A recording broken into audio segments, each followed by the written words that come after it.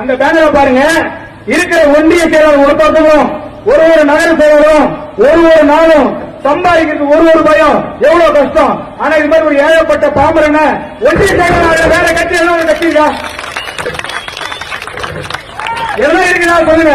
ஒரு கட்சி கூட கிடையாது. ஆனா நிறைய பேச நினைச்சேன்.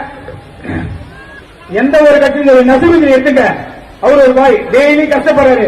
அவர் பின்னாடி இன்னைக்கு வரைக்கும் சரி இந்த செஞ்சி நகரில் ஒரு நகர் செயலர் யாருன்னா ஒரு நகர் செயலர் வேற கட்சி அறிவிப்பீங்களா? ஒரு ஏழை அறிவிப்பீங்களா? ஒரு ஒன்று செயலர் அறிவிப்பீங்களா? என்ன அறிவிக்கிறார் எங்க தலைவர் கழக தலைவர்? அது போல மக்களே நல்லா யோசிங்க. பணக்கார பணியார் கட்சியை விட்டுருங்க. பணக்கார பணியார் கட்சி விட்டுருங்க.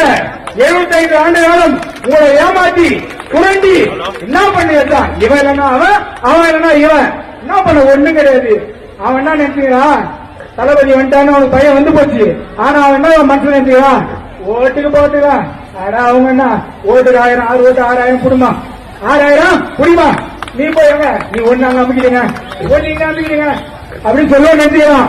அதுதான் தளபதியுடைய பவர் தெரியல அவங்களுக்கு. ஒண்ணும் மகளிர் அனைவருமே தளபதிக்காக மட்டும்தான் இருப்பீங்கன்றதால சொல்றேன். லாஸ்ட் ஒரே ஒரு பாயிண்ட் மட்டும் முடிச்சுக்கிறேன். அண்ணன் இப்ப கூட சொல்றாரு மரியாதை குறைவா யாரையும் பேசாதீங்கன்றாரு. தெரிஞ்சுங்க.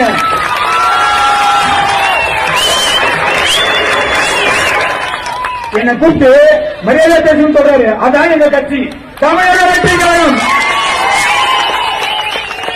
லாஸ்ட் ஒரே பாயிண்ட். ஓரணியில் தமிழ்நாடு. என்ன அவர்களே ஓரணியில் தமிழ்நாடு என்ன உங்க தமிழ்நாடு? ஓரணியில் ஒரு குடும்பம் வச்சுங்க. கரெக்டா இருக்குல்ல? ஓரணியில் ஒரு குடும்பம். ஐயா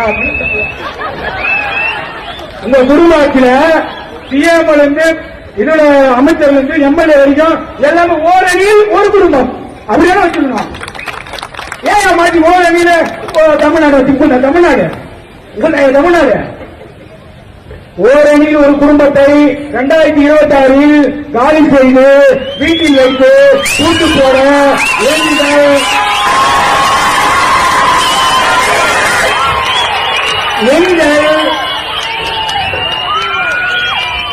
எங்கள் கழக தலைவர் மக்களின் தலைவர்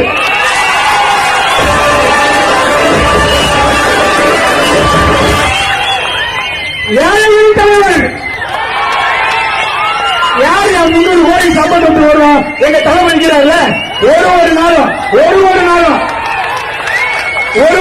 நாங்க ஆபீஸ் மரியாதையா பேசி